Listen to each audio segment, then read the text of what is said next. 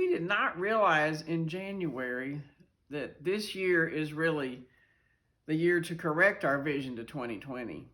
There's so many things that have happened that are completely unexpected that we just are wondering what kind of lesson God has in mind for us.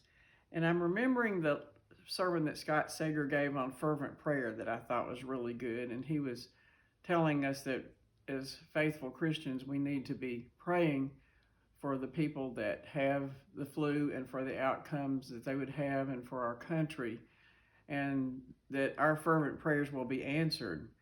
And of course, we're thinking about the value of worship and our Christian friends and how much we miss each person and how much more we may value that. And in fact, some of the questions we're asking is, what is really important? So I feel like God has many lessons for us.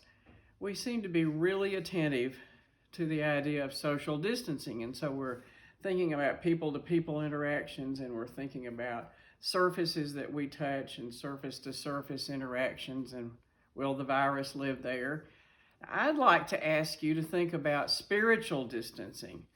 It's more important at the end of the time than the social distancing, but it has some applications.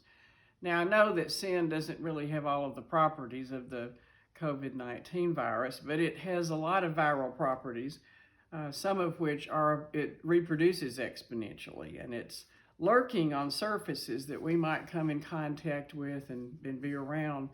So I think one of the lessons that we might learn is to be careful about the evil things that we come in contact with. Of course, I know right now we're kind of in a bubble, but we can think about the movies that we watch and the people that we're around and places that we visit, theaters, the kinds of drugs that people use, all those kinds of things.